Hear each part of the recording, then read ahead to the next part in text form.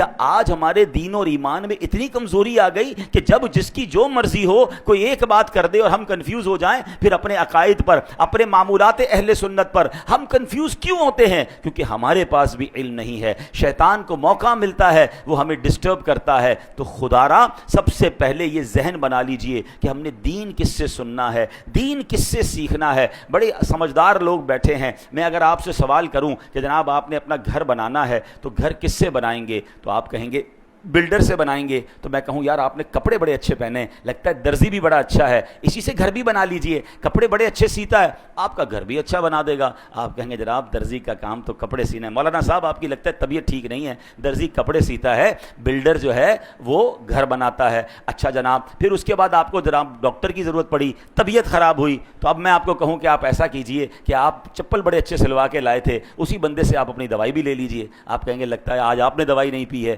کہ جناب چپل سینے والا جو ہے وہ ہمیں دوائی کیسے دے گا؟ تو کمال ہے کہ دنیا کی ہر فیلڈ میں آپ اپنے لیے اس فیلڈ کا ایکسپرٹ تلاش کرتے ہیں۔ موچی سے جوتے سلواتے ہیں، درزی سے کپڑے سلواتے ہیں، ڈاکٹر سے دوائی لیتے ہیں، بلڈر سے گھر بناتے ہیں، ان کو آپس میں مکس اینڈ میچ نہیں کرتے۔ تو اب بتائیے نا دین کس سے سیکھنا چاہیے، شریعت کس سے معلوم کرنی چاہیے؟ کیا ہر اس شخص کو یہ حق حاصل ہے؟ میرا دین اتنا مظلوم ہے۔ اچھا اب ایک اور فینومنا لوگ لے کر آئے کہ جناب انٹرنیٹ پر تو ساری چیزیں موجود ہیں، اب تو اے آئی کا زمانہ ہے، سوال کیجئے جواب مل جاتا ہے۔ قرآن پاک پڑھنے کی اور جناب اس کی اتنی بڑی بڑی تفسیریں پڑھنے کی ضرورت کیا ہے؟ اور جناب پڑھنا بھی ہے تو کسی عالم کی ضرورت کیا ہے، کسی مفتی کی ضرورت کیا ہے، کسی ایکسپرٹ کی ضرورت کیا ہے؟ قرآن موجود ہے، تفسیریں موجود ہیں، ہم خود ہی مسئلہ نکال لیں گے، ہمیں علماء کی حاجت نہیں ہے۔ چلے تھوڑی دیر کے لیے آپ کی بات مان لیتے ہیں کہ جناب کتاب سے پراپر علم مل جاتا ہے، ٹھیک ہے، کتاب میں سب چیزیں موجود ہیں۔ چلے اب میں آپ ہی کی بات آپ کی طرف دوبارہ بڑھاتا ہوں، اللہ نہ کرے آپ میں سے کسی کو کوئی پرابلم ہو جائے یا آپ کے گھر میں کسی کا آپریشن ریکوائرڈ ہو،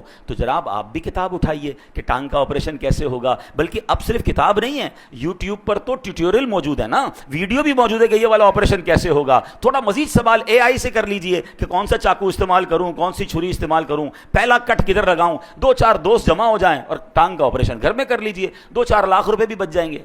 آپ کہیں گے یار کیا ہو گیا آپ کو؟ بھائی جان کا معاملہ ہے، کسی ایکسپرٹ سے کروانا پڑے گا، کتابوں میں ضرور لکھا ہے لیکن ٹانگ ضائع ہو جائے گی، دل کا آپریشن ہم نہیں کر سکتے، حالانکہ اس کا پورا طریقہ انٹرنیٹ پر موجود ہے۔ آپ کہیں نہیں، اس کے لیے برسوں کا ایکسپرٹ چاہیے، بلکہ آپریشن تو اس سے کروائیں گے جس کا آپریشن کرنے کا تجربہ بھی ہو اور اس کا آپریشن کامیاب بھی ہوتا ہو۔ 4 دوستوں سے بھی پوچھیں گے، 3 رائے لیں گے، ایک رائے پر بھی لوگ آپریشن نہیں کراتے۔ کرنا بھی یہ چاہیے کہ 3 طرف سے رائے لے کر پھر آپریشن کی طرف جانا چاہیے۔ آپ کہیں گے جان کا معاملہ ہے، جسم کا معاملہ ہے، باڈی خراب ہو سکتی ہے۔ سبحان اللہ، آپ نے میرا ہی جواب دے دیا حضرت۔ اب میرا ثواب سن لیجئے، مجھے ایک بات بتا دیجئے، کسی کی ٹانگ زیادہ قیمتی ہے یا اس کا ایمان زیادہ قیمتی ہے؟ میرے ایمان پر جس کی جو مرضی آئے چھری کانٹے لے کر آ جائے کہ میں تمہارا ایمان کا معاملہ ٹھیک کرتا ہوں، تمہارا دین میں تمہیں سمجھاتا ہوں، آپ پڑھ لیں نا، آپ ہی خود ہی قرآن سے اور تفسیر سے پڑھ لیں۔ آپ کہیں گے نہیں جناب، باقی دنیا کے معاملات میں جب ایکسپرٹ ریکوائرڈ ہے تو مجھے قرآن کے علم کے لیے بھی فہم القرآن والا مفتی اور عالم ریکوائرڈ ہے،